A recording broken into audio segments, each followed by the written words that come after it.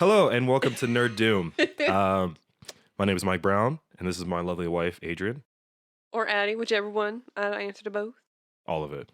All of it. Dragon, Isano, Apparently, Mom. Weeaboo number 40. Yeah, it's been a while since we've been on, but we wanted to take the time to look at everything we were looking at in the entire year.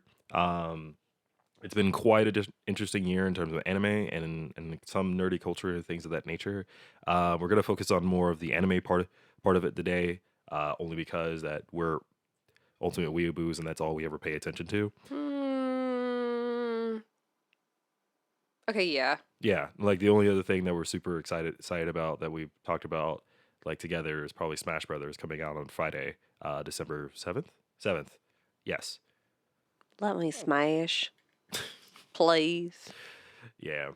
So first off, we wanted to talk about some interesting gaming news we learned this week specifically. Some things I looked up earlier. He's kept it a secret from me for what we're talking about, so this is going to be like pure reaction. Well, some of it.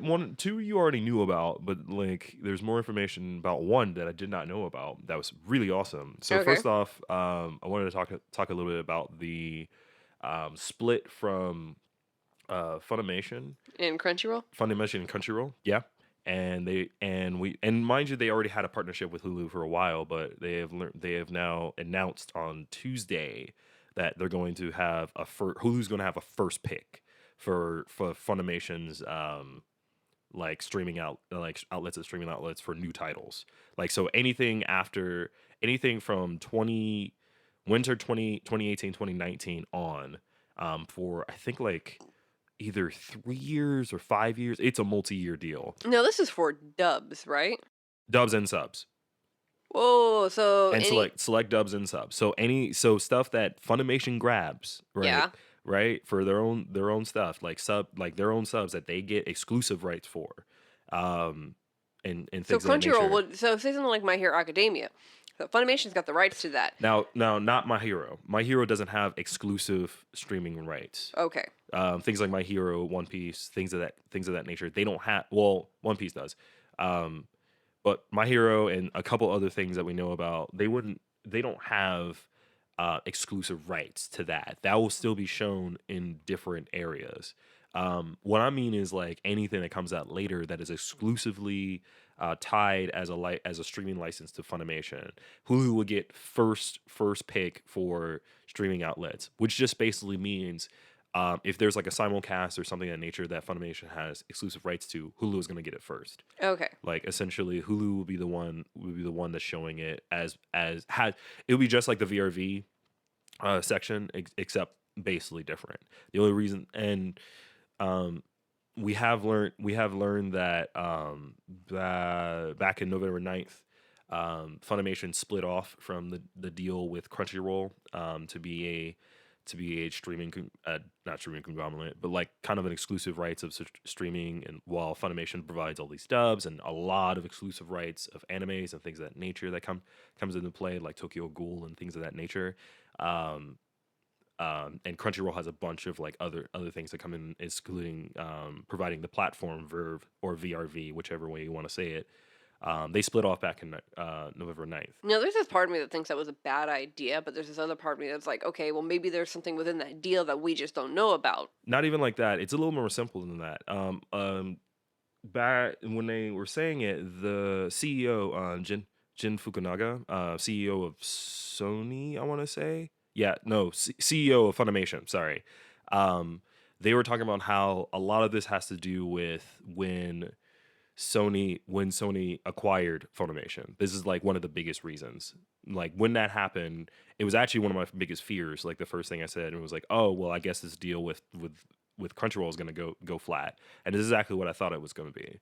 Essentially what they're doing is they're going to make it so that Funimation is its own big, like they're investing a lot more as a global global set of streaming service for anime. They're trying to invest a lot more into it, and being in a partnership with Crunchyroll kind of hinders that by putting pinch holding them into a situation where they have to sit in this one particular area by working with Crunchyroll all this time instead of being able to invest all of their all of their resources and stuff into acquiring more licenses, putting out more content, putting out original content, things of that nature.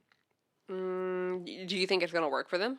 I think it's a smart idea, honestly and truly, because I do as much as I don't like it, I do believe that being with Crunchyroll, even though Crunchyroll as big as it is and as cool as it is and as the type of people that work around there is a there is a thing about putting yourself in a corner by partnering with somebody else that is essentially your main competitor, like in a lot of cases. Well, I mean, to me, it didn't feel like they were competitors. To me, you have Funimation who has the rights for the dubs, but then you also But the have but it's not Crunchyroll who that was has not always the case. no. No, they had exclusive rights to subs too. Oh, okay. Like they had exclusive rights to anime like licensing rights. Before like when Crunchyroll was first added, they didn't have that huge library that we were seeing like the past like couple years that we saw. A lot of that was through Funimation that we talked about, like the fact that the Funimation was having a lot of these stuff.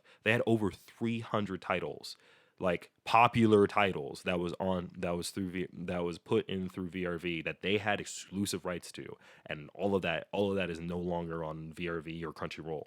Now, mind you, Crunchyroll did make the smart deal and quickly bring in High Dive, um, another great service that's been kind of in upcoming up in the past like year or two.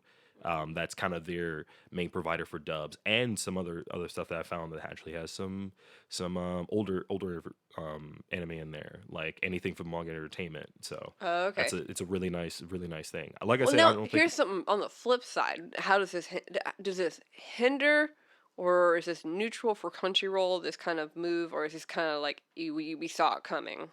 so again, I saw it coming when Sony acquired Funimation. I think the biggest thing that I can say is that I wouldn't say it's a hindrance. I would say that yeah, it is a hindrance because that's a lot of big titles that is just suddenly out of the market. But Crunchyroll doesn't seem to be super distraught about it. It didn't. They don't seem to take it as even. They even like. I even noticed when I was looking at it, they even put the time to like put up the article about Funimation signing a deal with Which means they were Hulu. probably given notice and they weren't Yeah, just like up. So to me, this seems more like a mutual thing rather than we're leaving now. Rah. This is more of a hey, heads up, we're gonna go with this. We're gonna give you this long of a notice before we go. Because the fact of how quickly they got a hold of High Dive tells you that they knew this was happening. They knew this was in the works, so they were planning ahead to make sure that once Funimation's contract ended, you have High Dive coming in to replace it, and then Funimation goes off and does their own thing. yeah, and I know, and that's exactly what I thought too. I had firm belief that Crunchyroll was upfront about this. They knew this was happening. There's no way they were going to say anything about it because that would just lose subscribers. But I mean, it was going to happen. But I don't think a company that has like what a billion. I don't know if it's a million. I think it's a billion subscribers on its service is going to worry as much about like even with somebody as big as Funimation leaving it. We'll see how it goes. My hopes is that I'm glad it's gonna be on Hulu, so I can have some other content that I can watch it on Hulu at least, because at Yeah, least I have Hulu. yeah. I No, don't. that's another thing. Well, I think a lot of people are not going to be happy because they have VRV, which is not expensive to pay for per month, but then you also end up having to pay for, Funimation now or yeah, or yeah, something, or even Hulu. So I think it's going to be 50-50 on how this affects both companies. yeah. I think the convenience. I don't think it's gonna. I think my thing about it, it's less of the effect on Crunchyroll and more so on the effect on Funimation to see how they're going to take it. The obvious thing about Hulu and the signing with Hulu is to get get a new audience or get a lot more people into anime and invest in an anime in that situation. You Right. wouldn't get with somebody like Hulu, which its whole purpose is to be literally a substitute for watching like broadcast TV for the sake of watching all of these broadcast TV shows be on Hulu. That's like a crap ton of people that watch most of their content and things of that nature on Hulu. So I can understand why this is a deal. This is the deal. This is an idea of getting a larger audience, and I think it's a smart idea. We'll see how it goes. I don't know the numbers. I wish I don't sit around and look at the statistics of like how many streamers are on Hulu, how many is on Funimation now, kind of situation.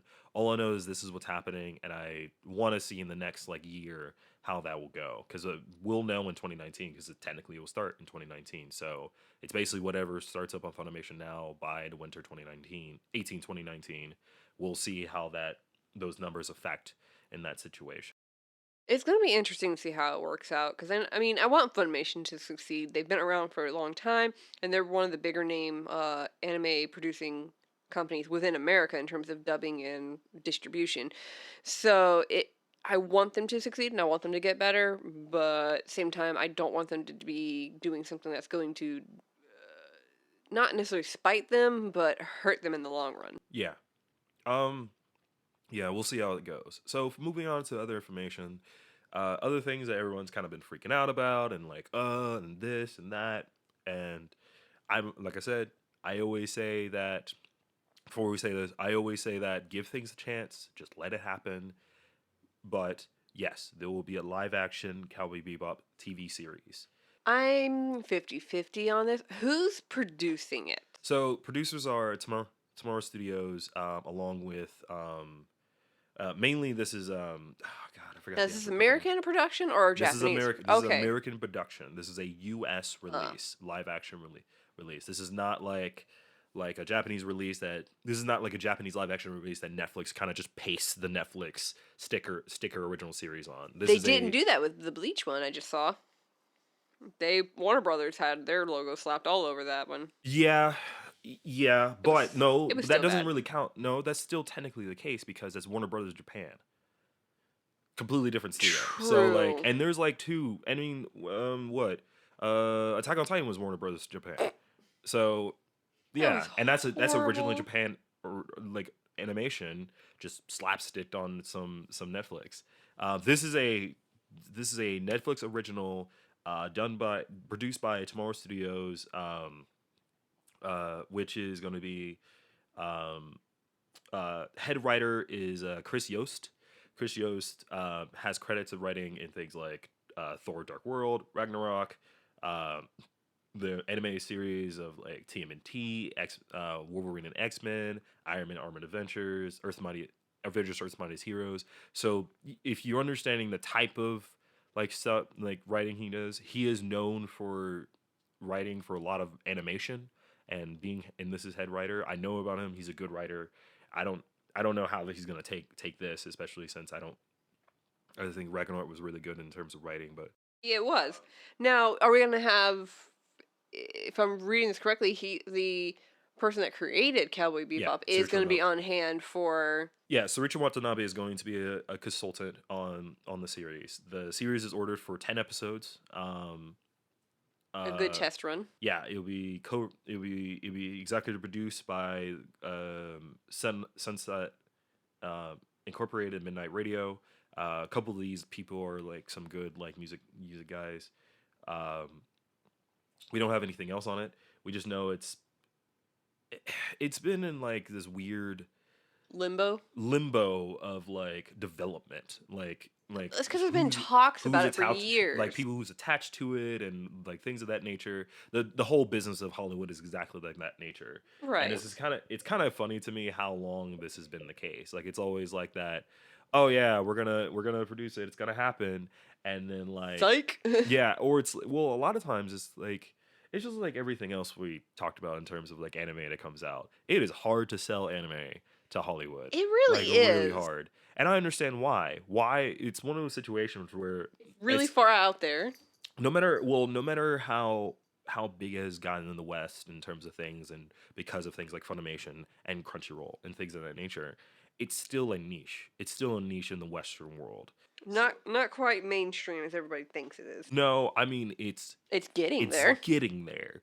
I mean, give it another 5 years, honestly and truly. Um, personally, I am also 50-50 about it. Just because it's Cowboy Bebop, one of my favorites of all time. There's no way I'm not gonna have my reservations about it. I like what I'm seeing so far and who's attached to it. I love Chris Yost as a writer. He's proven to be a good one, Yeah, so I that's like him. nice. I like him as a writer. So the fact he's head writing this is a good idea.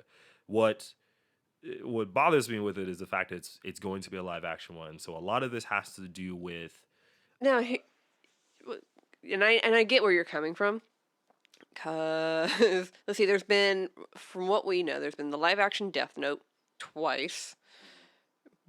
Both were pretty bad. There was not a American. no, the American one was pretty bad.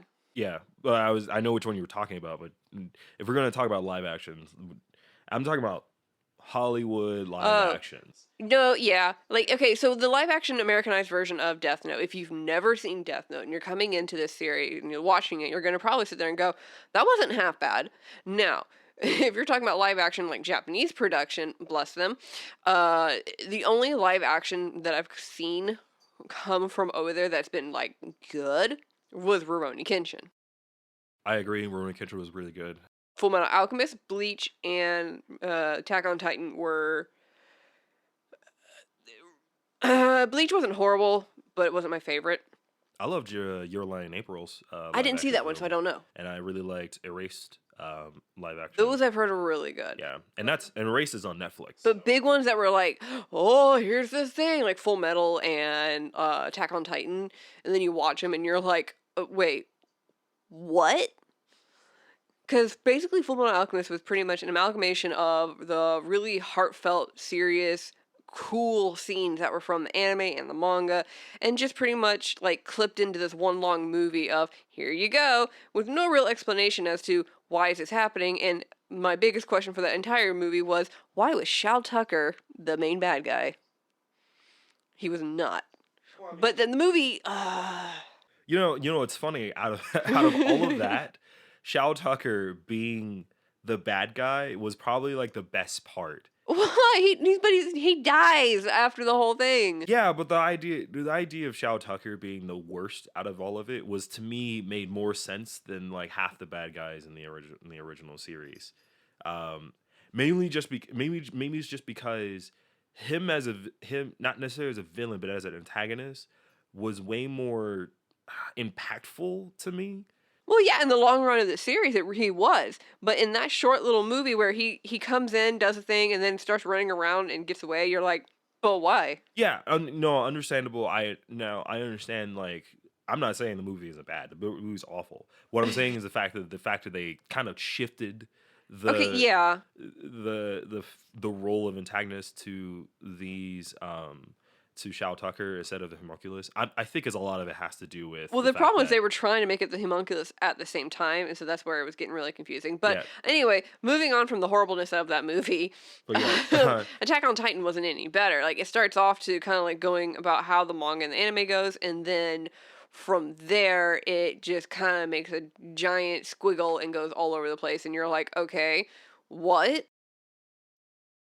yeah. I don't have much to say on that. It's awful. Moving on. But like the Bleach one wasn't horrible. It wasn't, it lacked the luster that the anime and the manga have. That's my only complaint about that movie. It's just Right. it didn't have the luster and the factor that the original series that the movie was there. Movie No, it's looking the way they ended it. It's looking like there's going to be another one. or which one for Attack on Titan No, or Bleach. oh Bleach? I don't. Yeah, I didn't watch it, so well I did watch it, but two was it movie right? Yeah. So like I couldn't sit through 15 minutes of that. Like I was like, this is Yeah, awful. like I said, This like is hot there, street, it street was trash. not necessarily slow paced. It's just the way they went about it. Again, it lacked the and the that the anime and the manga had, which I know it can be tricky to translate. The problem I have is that Bleach, I don't think was interesting enough to make live action. Like I just didn't see a good enough reason to make that live action. Besides the fact it was one of the most popular at the time during the early 2000s. Like other than that, I just didn't see a reason why to make it live action now. Like that was the weird thing to me. I even don't know. with the production value and the money to Yeah. put behind it. Like Now, that's I not to say that the actors who were playing all these characters in these live actions are horrible actors. I just felt that the way it was edited and possibly produced weren't the greatest thing on earth. Because there were certain scenes that the actors pulled in, and I was just like, I appreciate this. I like this. But as a whole, nah. right. So I Well, think that's part of the why, and I'm not the only one who's had that sentiment, that a lot of people are very about there being a live action Cowboy Bebop, because one, it does have that high prestigious title within the anime community as being a classic and being extremely popular and really well done, and so they want to make sure that if it does have that live action, that that's done correctly and done well too, because if you don't capture that spirit that the anime has, then what good is that series? What good is that show? yeah, I don't know. We'll see. It's really weird to really sit down and figure out how all that's gonna be. But so in terms of it, I'm 50-50 on the Cowboy Bebop. I'm glad that Watanabe is gonna be consulting, Agreed. but just because they're consulting doesn't mean it's gonna be that great. I mean, talk about Sword of the Shell, Ghost in the Shell, like Still also haven't had seen its it. also had his original thing. I mean, it's okay. Honestly and truly, it is the best Hollywood live action anime that I've watched. It still needs work. There's a lot of it felt like um it kind of felt like a greatest hit out like a subpar greatest hits album. Like it kind of hit points on every like best part of the original movie, Mm. but didn't like in some cases had none of the like sheer essence of like what the cyberpunk world was really like, and some of the parts that really like the idea of she questioning Who she who is. she is, who or he is, whoever it was, like the identity crisis that comes along with it, and the questioning of true one feeling of oneself that goes along with the psychological like process as part of the badass action. Now, mind you, I thought it was great. I thought Scarlett Johansson was a good part of the role. I don't care about the really whitewashing part of it. Actors are going to be actors, and simple as that. The idea of I do agree there should be more representation, but I also think there should be more representation in the right sense. Like it With that character, I don't think it really mattered what. I don't think it did either. But I mean, I digress. Yeah. I do agree that they could have grabbed somebody else just to have more representation. But I just don't think that people would have watched it then. Mm-hmm. Like, and that's the unfortunate part is that unless you put somebody like Scarlett Johansson on the A list, then whatever.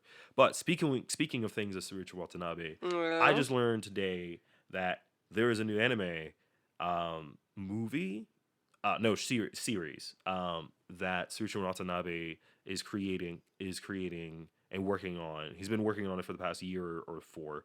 Um, and he's supervising directing this thing called Carol and Tuesday, which is a music anime which I have been waiting for so fucking long.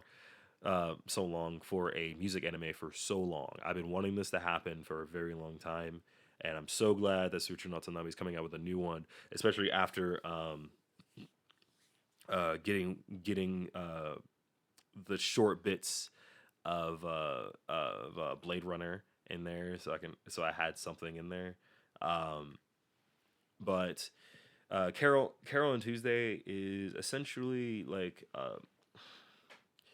I don't know the genre yet because it's hard to pinpoint, but the plot summary solely states that 50 years have passed since mankind began migrating to the new frontier, Mars. It's an age where most culture is produced by AI, and people are content to be passive consumers. There's a girl scrapping a living in the metropolis of Alba City.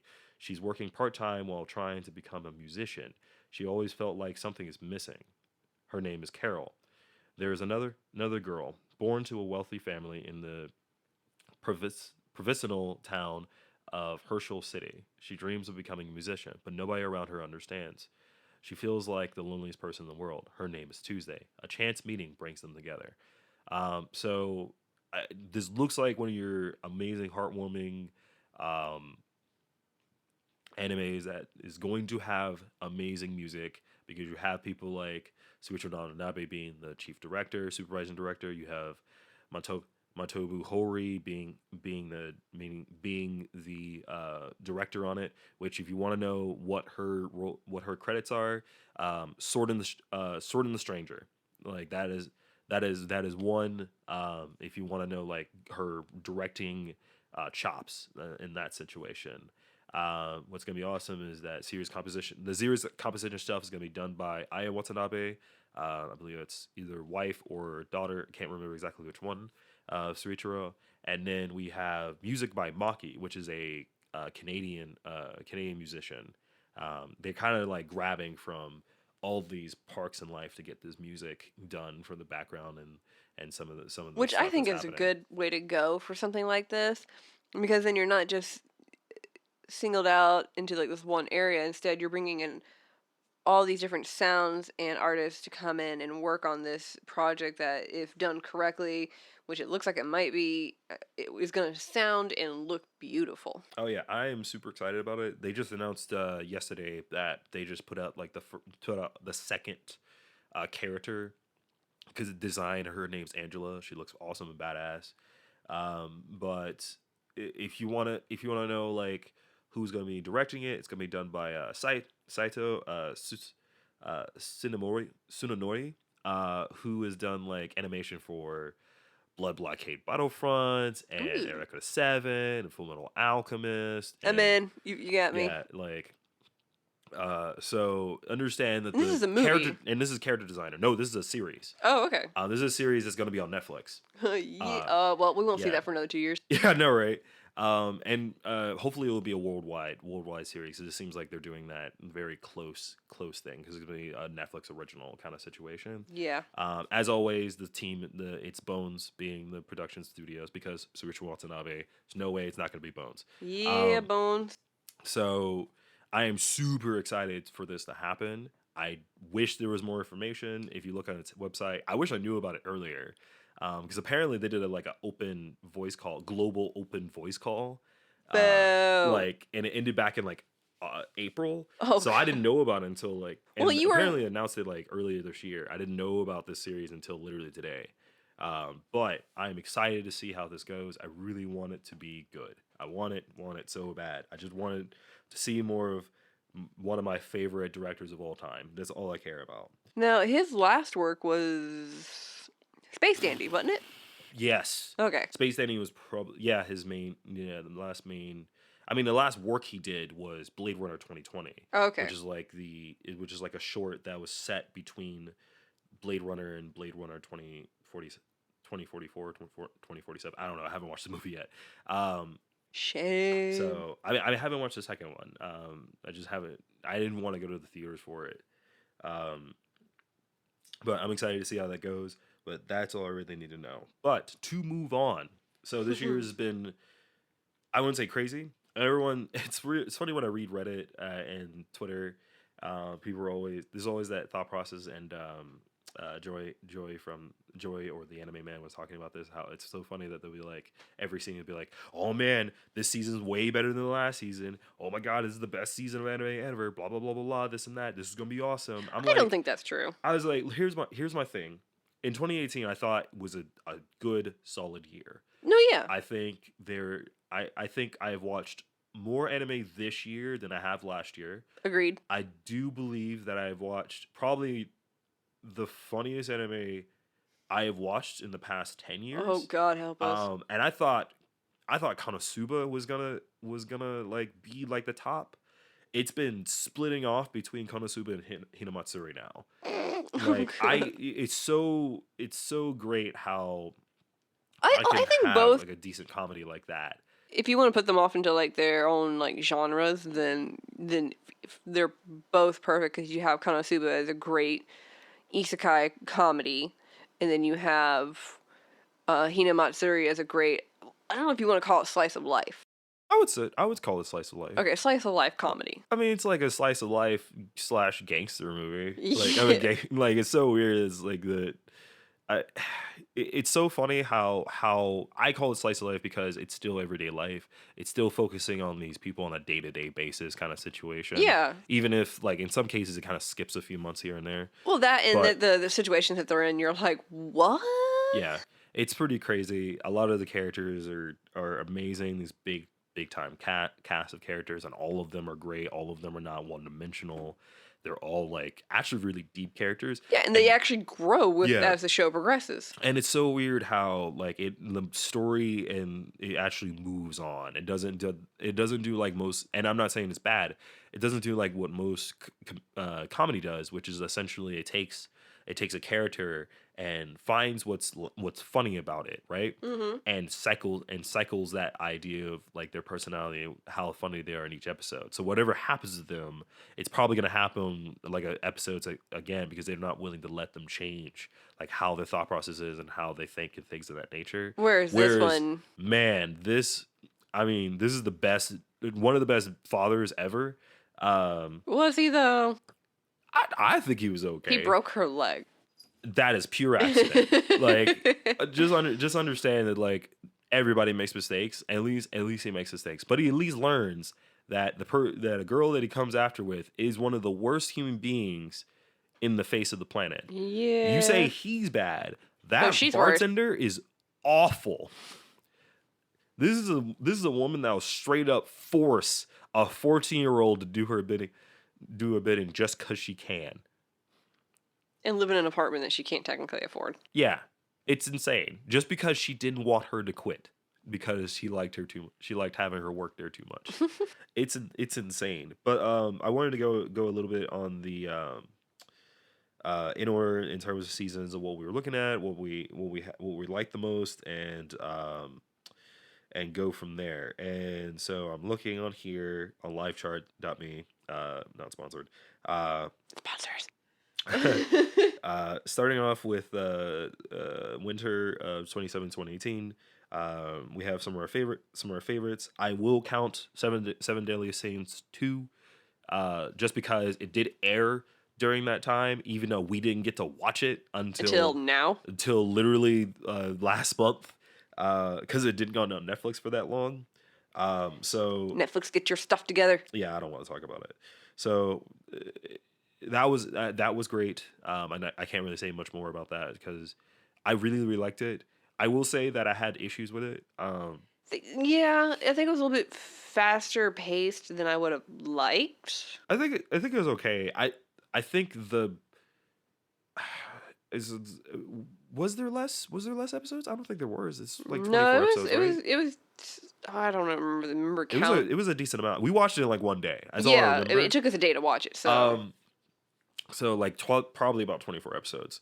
I do know that my particular issue is that I was hoping for a little bit more Arthur, and this is only because I haven't read the manga, and so I thought I was gonna get a little bit more of Arthur. I thought I was gonna get more like I thought he was like more of a badass. Then I kind of learned he's kind of like, and it's not that I think it's bad. I just was disappointed that Arthur is kind of just this kid that just doesn't know what he's doing.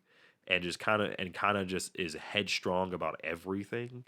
he's kind of really down on himself, though. Which It's because he puts himself and he puts so many high expectations upon himself, especially since he's a king of an entire country. Fair. Like, so I understand, and it's right in terms of stories about tourists, like how much pressure he puts on himself or herself. If you watch the Fate series, I can understand that. It was just kind of like I was kind of disappointed because I was hoping he would be a little bit more badass and not be as kind of throwaway. Yeah, no, I think there's more times he's been saved than he has done done the saving. Yeah, further, I kind of got a little bit of a sneak peek into the mangas.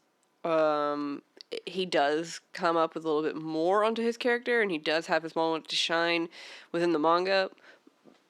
But in terms of anime wise, we haven't seen that. Yeah. I'm assuming there's gonna be a third season, and I'll just be Probably next year, same time. No, I am excited for the next season though. Man, Shit went down though. Basically, the worst of people that Billy Leonidas can actually go against.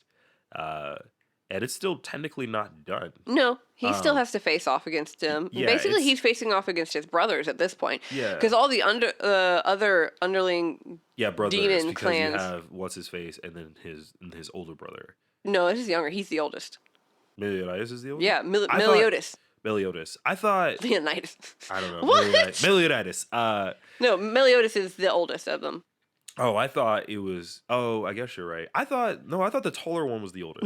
No, he's the youngest. Okay. Or no, he's a younger brother Middle. to him. Yeah, middle is like okay. Meliodas is the oldest and the strongest out of all of them. One of the things I really enjoyed about this is like if you haven't seen Seven Deadly Sins, then stop listening. But Spoiler alert. spoiler, I really enjoyed how his character goes from this kind of carefree guy who's really strong, but he has a goal in mind of what he wants to do and how he wants to save people. And he's constantly, whenever he does die, he has to basically battle his father, and his father takes some of his emotion each time he dies. So each time he's slowly reverting back to his like horrible, ruthless demon I self. thought that was the best reveal. That ever. was awesome. I was sitting there. I was like, okay, I know he's not gonna die, right? No, yeah, I he's was been like, cursed. how's they He gonna can't come die. up with it? And it's one of my favorite thought processes. It's very D&D for me, like the Yeah. idea. Or what also had this kind of same thought process is Log Horizon, where instead of it's these people can't die per se, but every time they do die, they lose a piece of what their real like memories of who their real selves were. Um, so I like that thought process because it comes with it's essentially there are consequences of dying. It's just not like a permanence. Not for him A anyway. permanence of non-existence. Yeah, It's well, not. yeah, not for him anyway, because Yeah, of but the type of curse that he has. In many cases, it could be worse because it's something that he truly doesn't want to happen. Yeah, like I loved that moment where he's in the ruins of the Hogs, Hogs? I don't remember. Mhm. He's in the ruins of the restaurant and he's trying to be like all carefree with Liz and stuff, and then he's just all like, I don't know what's happening to me. I don't want to be this way. Yeah, after he like kicked the shit out of what's his face. Yeah, he murdered pretty much the demon. Yeah. Now, what's really my only complaint with the series, other than Arthur, is Liz's character. Like they're slowly like we all already know that she's the reincarnation of his past lover. We know this. Well, But I there's some- didn't. You I did- was hoping it wasn't the case, and then it just straight up screamed it. At Hey, guess some what? point. No, but yeah, but my thing is like they still didn't. Well, they didn't exactly say it. Yeah. It's just more like it has to be her kind of thing, and it's Yeah. like The problem is they didn't really develop her character as much as I would have appreciated or would have liked. And like all of a sudden she's able to like randomly use this healing power that like, oh, guess what? You can heal now. How did you where did you learn that? How did you well, she learn didn't that? learn that. She did it on accident. Yeah, like, but in the then all first of a season.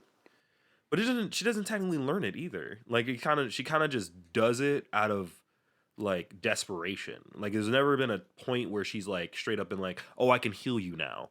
It's been like It starts to get that way though. yeah, but it's because of the amount of use. Like you know, Yeah. like it's never been like she just straight up like, "Oh, I'm just gonna heal you now." It's always been like, "Oh, please let me be useful," kind of situation. Okay, I'll let that. Yeah. I mean, it's I been mean, a I while don't since I've think- seen the first season, so I could be wrong. But I still feel like she didn't get much of a character development in this latest. I don't think there's much to develop, honestly and truly. I think most of her development was in the first season. Honestly and truly. I mean, like, what more can you get out of it besides the fact that she again always feels like she's the useless person in the situation. Yeah. Now, let's see here. What else? What else came out that we were both like, oh, about? We were deeply disappointed in Darling in the Franks. Darling in the Franks. It started off so good and then just kind of bleh. Yep, just ended it flatly and horribly in a really dumb like, oh, it's aliens thing. Ugh. Like, I mean, I know, So I annoying. know it was. Oh no, they're using know it the was Trigger, aliens but they're using the come aliens on. technology to fight against other aliens. Fucking Like you have this potential to go really Yeah. good, and then just went. I Okay. know that the argument of fact of back and forth, it's an Evangelion clone, and in many cases, no, it's not. But man, like that reveal, I was just like, wow, you really don't want me to think this is an Evangelion, okay? No, it was meh. I don't know. Now, what else do we have? What Violet did... Evergarden, which I Oh need to rewatch. God. So tears, Oh, I cried. feelings. Cried. It was so good and so beautifully done. The voice acting was wonderful on it. And it was one of those stories that I don't know. It was beautiful. That was great. It was amazing. Loved it so Music much. was great in it. Animation was beautiful, and story wise, like you were you as a viewer knew what had happened to the character that she was trying to find or figure out about, but you were still going along with her on that journey of slowly realizing that, oh, he's never coming back. And then, of course, discovering her emotions and understanding herself a bit more and starting to live freely and not as a puppet or doll of the military. And instead to be her own person, which was beautiful and something that I feel like you don't see that a whole lot in animes too often. Yeah, I agree with you. I agree wholeheartedly. I just really liked it. It was well done. There's not I much else I kind of can hope really there's a say. second season, but at the same time, if No. there never is a second season, if there's nothing anymore with it, it's fine where it's at. I was like, this is PA. No, was it PA Works or was it? I want to say it was PA Works. I don't remember. I just know that I really liked it and I highly appreciate it. No, it's a Kyoto Animation. I was like, it's one of the two beautiful ones because Kyoto Yeah. Animation is also a silent voice. That's why I was like, okay, I Yes. know it's like what I love so much. Silent voice. There we go. That's a DVD or Blu-ray I want. Whatever it comes out, but it's coming out of theater again. Yay! It's coming English dub this time. Yeah. And we gotta watch it because a lot of our voice actor friends are in it, so we gotta go support. Yeah. So there was also Pop Team Epic that came out, which was Oh my god! hilarious. I finally was able to finish it, which I have Oh. learned it is the most searched term on Yahoo of all time. What, Pop Team Epic? Yeah, Pop Team Epic. Probably because people are like, "What the heck is this?" The meme is strong. It's very memeable. Oh yeah, it was one of the memeiest memes of all. Excuse you. All time. What the heck was that? It was no, I don't want to talk about it. Yeah, it was quite a thing. You know, it's funny. You know, it was the yeah, spring was probably my favorite so far. When did Overlord come out? The spring? That was summer. I'm Oh. talking about season 3. One. Or was that last year? One? No, that Last was like year. 2 years ago. Oh God. Yeah, season 2 came out last year. Okay. Like in the winter, season 2 came out, and then And then season 3 came out in the fall, Okay, so we'll get to that eventually. or in the summer. Summer. We'll get to that eventually. Sorry, our cat is mesmerizing us right now. Oh, she found a screw. That's what it is. She's messing with. Oh well, she lost it already. And she found it. Is she like I don't know. Anyway. Anyways, spring was probably my favorite. I want to say, whether it was my favorite. No, it was my favorite because all my favorite. It all was my favorites of the- enjoyable. No, my favorites of the year was this year. So like you have Boku no Hero season 3. Yes. We were finishing off Darling Franks at the time. You had Third Plate of Food Wars, which was nice to watch. No, that was last year. Never mind. What are you talking about? The Restaurant to Another World. That was last year. Yeah, that's why I stopped. Because like in the winter, I think the final part of It did. the final part of Ancient Magus Bride was also ending during the winter of 2018. That was the second half of No, the that last was part. sooner. Nope. No? It was Oh, winter. wow. That was a good one too. Yeah. Then we got, oh man, yeah. In spring we had. I didn't watch Tokyo Re. There were some mixed reviews as far as like Jesus Oh Christ, that's God. loud. But yeah, No, I watched some of Tokyo Re, and that's only because I've read the manga, so I kind of understood what was going on. But as well as the animation was done, and as well as the story was done for the anime, I feel like if you watch Tokyo Ghoul, the regular series, and then you watch Tokyo Re, you're gonna sit there and be like, "What? What happened?" yeah. But isn't it supposed to be a It's a continuation. is a continuation? I Yeah, thought Tokyo Ghoul Re was supposed to be Re specifically was it's a redo. sort of.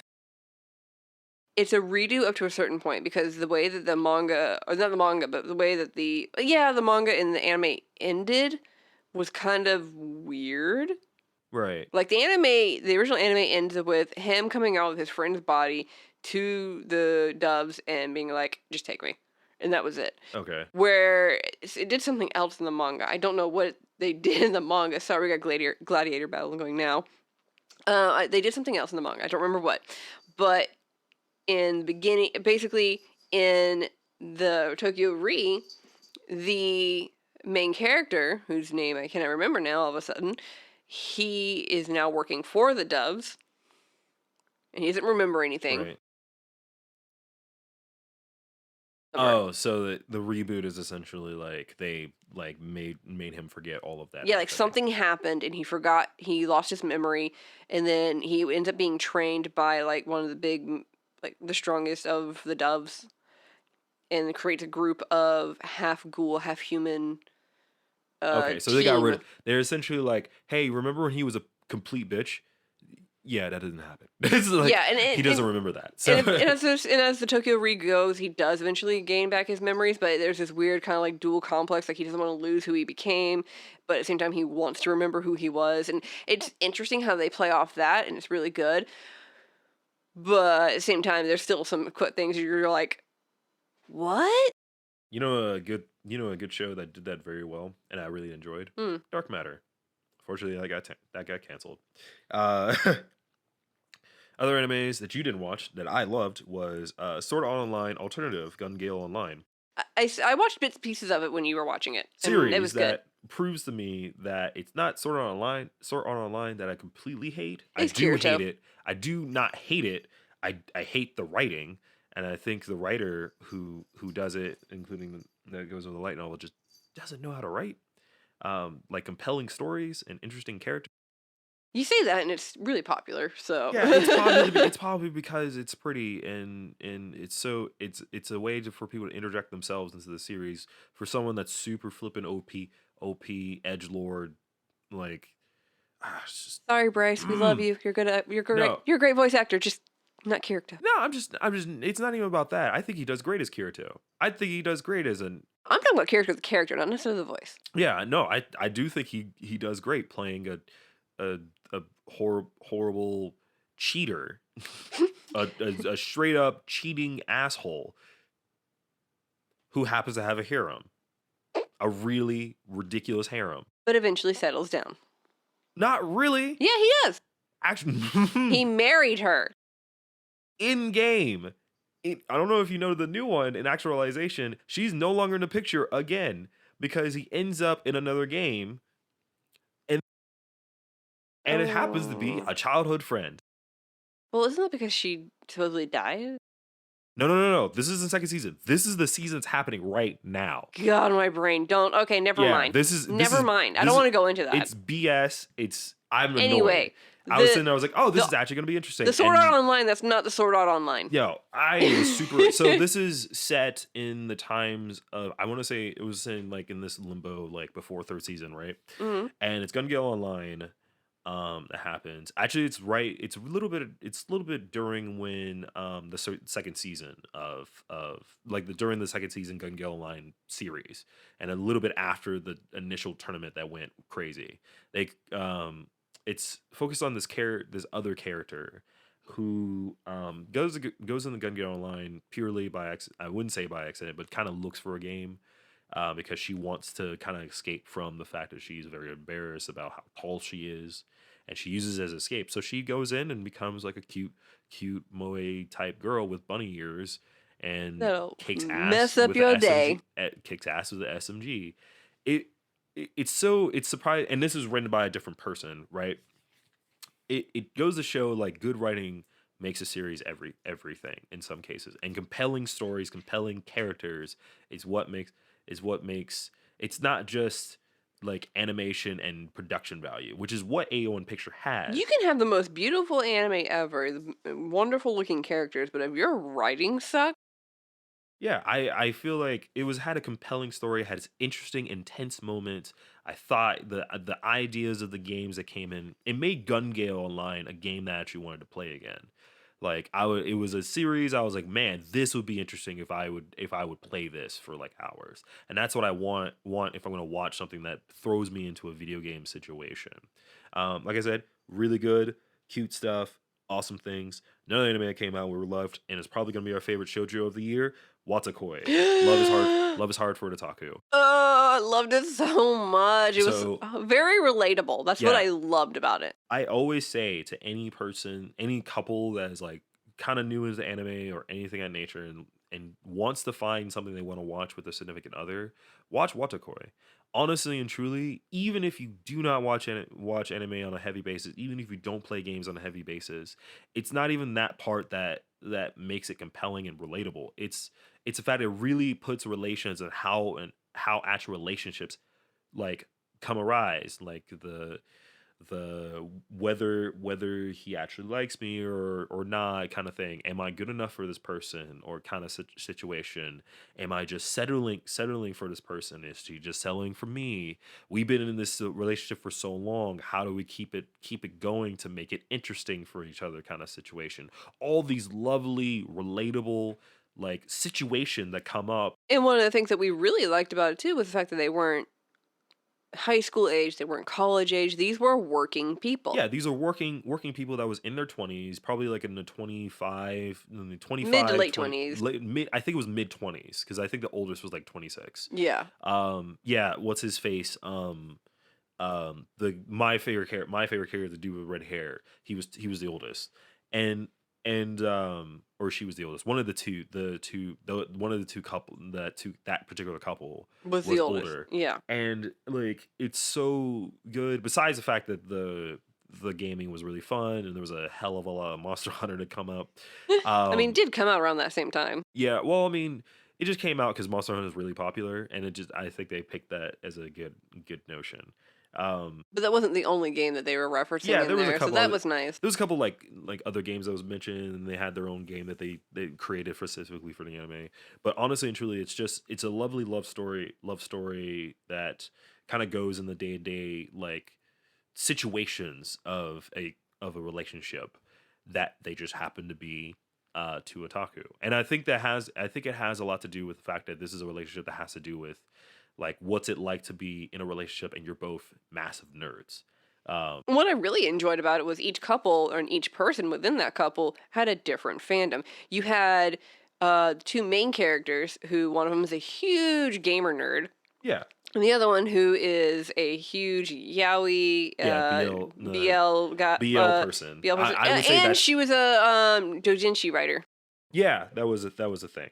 And you have your cosplayer versus your like super like moe type like character, even though He plays it off as if he's casual about he's it, super but casual, but he's like he's super into moe, like yeah. super into two girls of moe. And I love that character. I love the two supporting characters more so, that couple more so than the main characters. I think because we could relate with them a little bit more, And maybe. that's just how it is. It's just the fact that we relate to them more because their arguments that they had was the same type of arguments that we had, and it's also like the same type of, I wouldn't say toxic, but one of those situations where it was a relationship that was going on for a while. Yeah. Like they were high school lovers that had been No, they weren't. They were high school rivalries. Yeah, Volleyball and no, but they got together right at the end of high school, right at the end yeah, of high school. her high school, his high school. I don't remember. One year, One of was them. one was older than the other, so they were dating like right before when one of them left, when one of them was graduating. So he was graduating. That's what it was. Yeah. So they've been dating since high school technically, and so And she, of course, give her like a beer, and yeah. she's already drunk, and she's all like, "Do you love me?" Yeah, it's pretty funny. But like, I think we found that more relatable because those are issues that they came across and arguments they had. It's very similar to what we had um, throughout our time together Yeah. in the 4 years of being together, And going the on silly 5 years bits here. were the main couple. Yeah, and some of the bits in the main couple, and I think a lot of it's just terms of relations of like how it felt when we first were dating, and Yeah. I think that's very something to get into. But yeah, that was one of those animes that it was easy to watch. It was fun to watch. There were suspenseful moments just because of how the writing was done for it, but it was just it. The animation was really good too. Yeah. Wasn't it the same year? Was that the same time that Enter the Ballroom came out? Welcome to the Ballroom. Hi, That Kat. was last year. That was last year. Yeah, it was last Okay. year. 'Cause I feel like we were watching that at the same time as Watakoi. Maybe we were. I just don't remember. I honestly don't remember. Maybe we were. Oh, damn it! I don't remember. Well, if I it wanna was, say yes, if it was but- this year that we were watching, because I feel like we were watching that over the summer. If it was, then that was definitely another one that was a really fun one to watch. It was Sports anime. sports anime. It Like, wasn't. that's- It was no. It wasn't a sports anime. It was sport anime. Dude, Ballroom that thing was so dancing fucking sports intense. anime. That was one of the most intense like series I've ever watched. It was beautiful too. Oh, it was great. The I dances were still great. think the music was drawing style for awesome. the animation was weird to me. It still I flippin' loved it. like it wasn't bad. It's just it was weird to me. Like that style of animation always is like, huh?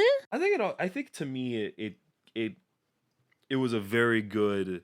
It's hyper stylized, Yeah, obviously. it's hyper stylized and it's very out of the manga. I would oh say no, that. it matches It's- how the style of the It matches manga. exactly how the manga goes with. I wish I could remember who did the actual animation for it. I don't. Unfortunately, I think it was a map. I don't think I wanted to say it was Mappa, but that is not true in any way. No, I don't think it Um, was. But I don't think it was that year. Even if it was probably a little bit earlier, and it just happened to be still going at the time we were watching it.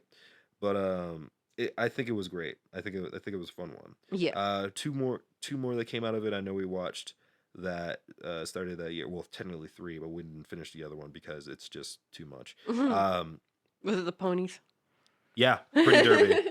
Pretty Derby was one of those ones I was like, man, this is the best marketing scheme ever, and it's working, and it's actually decent to watch. Like it wasn't like It was idols meets horse horrible. racing meets. Yeah, it was Idol, sports racing, Moe. Yeah. Pick one, and then it is based off a mobile game that's super popular in Japan, but and obviously we don't get it here. It's just it's not because it's sexual or anything. It's just that we just don't get it. We don't get that particular game here on mobile.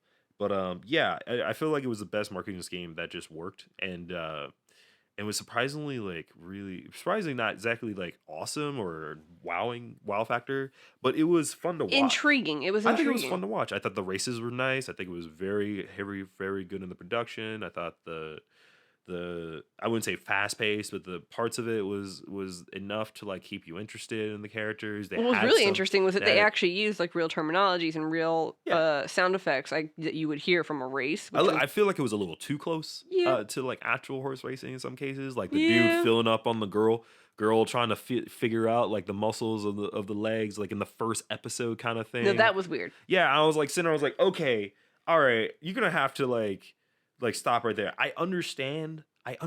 Okay, yes, But that's back what up. that's what trainers do when they're trying to figure out the horse. They want to train and figure out all that stuff, but it was just a little much.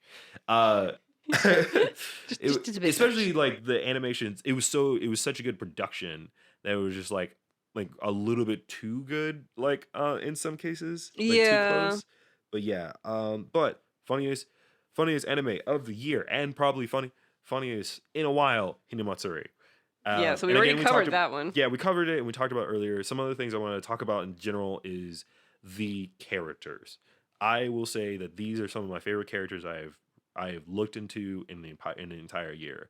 I have never like not loved a character in at all in the entire thing. Every single character has something of value that I thought was really great. Even the pseudo foster parents of the blonde girl. Oh my And forgive us, god. we're horrible with names. But yeah, so amazing, so awesome that there's change in characters, like a bratty girl that comes in to try to beat Hina, and and after she gets beat, she's trying to leave, and she ends up homeless, and then she like becomes humbled by these homeless people, and then gets in the foster animal and learns how to respect So and foster what? foster home and Okay. whatever, and parents and stuff of that nature, essentially, or a new home. Yeah, she basically they're like, "Hey, do you want to take her in?" These old couples are like, "Yeah, we'll take her." Yeah, and like honestly and truly, it's amazing how she came from like this bratty little bastard to like a homely person that really understands The value of the money. value of money. Yeah. I think the one of the one things that really got me was how she was like she wanted to find a gift for her new parents essentially, and she didn't know what to get them, and she wanted to get them like some really cool stuff, and she obviously didn't have a whole lot of money to spend, Right. but she eventually goes on this really weird turnaround thing, and what money she did have, she ends up losing, I think. Yeah, they end up losing it somehow. Like She they had to pay I it think the back for something. bartender chick took her money. No, that was something else. No, No, it was some other bullshit. something happened with her. Oh, she lost it on horse racing. There it That's goes. what it was. They went into horse racing. They got a big one, and then Lost all of they it. doubled down, and she ended up losing all of it. And then Um, so like she eventually comes up with like this kind of like a coupon card, like one free massage, and the Yeah. parents were still like, "Oh, we love it." Yeah, the And fact that she was willing to like do something like that was more than enough for them. And yeah. that even tells you like, man, I want parents like that. Jesus. 'Cause- Well, their reaction was hilarious too because they were just like, "Oh my gosh," and I was just, I love that their thought process is like, man, this girl has been through hell. yeah, I know. Like, and how can she be this humble and go through hell? Like, Like, you should have seen her when they she would first got expect here. someone to be bratty and horrible, but it's like I don't know. Like, she is an amazing. I would love to have her as a daughter if I could have her. I would not have Hina as a daughter. I would Oh wring my her god. neck. Yeah, problem is though she has psychic powers that'll. Hours and all, I don't care. I do think she had amazing things. I'm not saying I didn't like her. I just think it's just her as a daughter. Whew. No, she gets better though. Yeah, she's amazing. And Hitomi is probably like, I wouldn't say my favorite character, but one of her episodes has always been some of the funniest for me. She's the one that ended up going to the bartending, right? Yeah. God, her whole arc made me laugh harder than it should have. Oh, that's the second or third episode where she She's- actually ends. She first gets the job. And I still have a lot of the teachers who are like, no, that can't be her. Well, it's one of those. Oh God, that episode. It's one of those situations where it's so ridiculous and so like out of whack that I just could not question it. Like I just sit there. I was like, okay, this is where we're at. All right, point. this is what we're doing. This is what's happening. Okay, so this is not the worst I've seen. Like I guess like I don't know how like that became more unlikely for me than the rock paper scissors I still love that psychic scene. rock paper scissors fight. Still love that scene. That was great. Ah, my neck.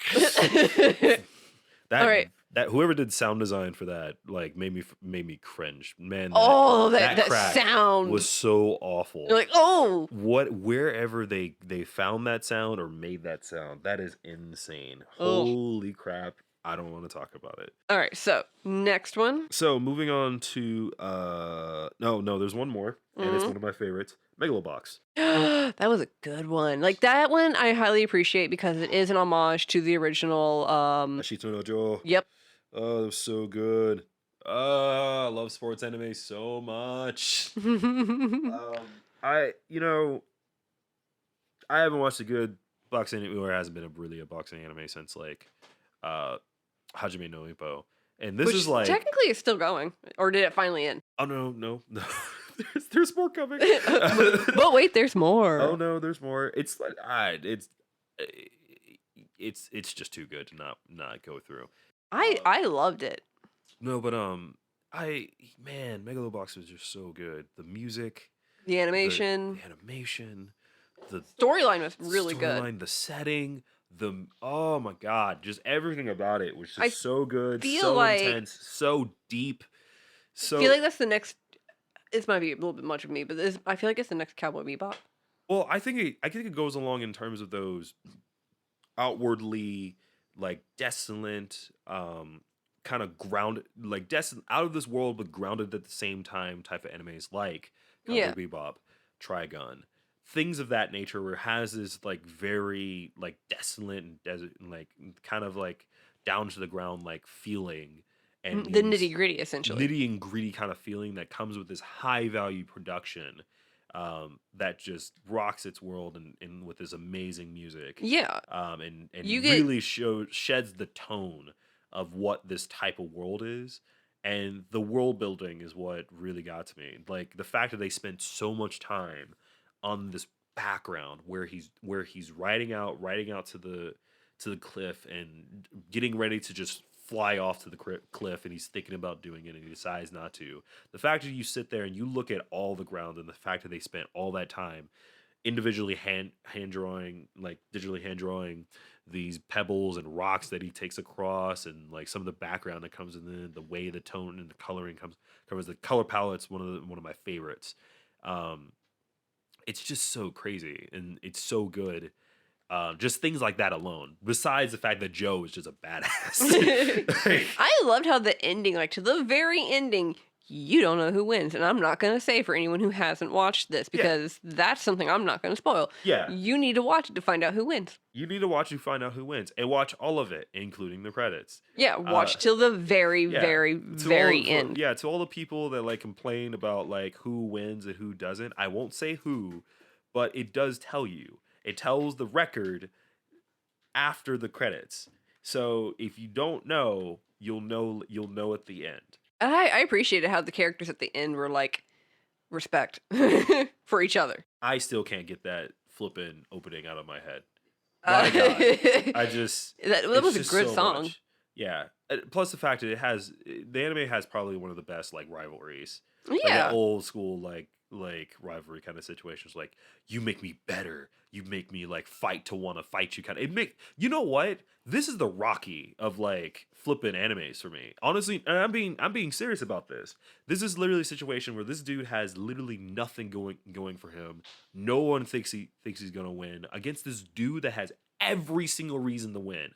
Every single reason. And this is Rocky versus Apollo Creed kind of situation going on. You got this dude who's so good, and he puts himself down to Joe's level, takes off the gear, something that is integrated into him. It hurts him so bad, and he uses that, and mind you, does not really stop him from being horribly good, Oh no, because he's a phenomenal boxer.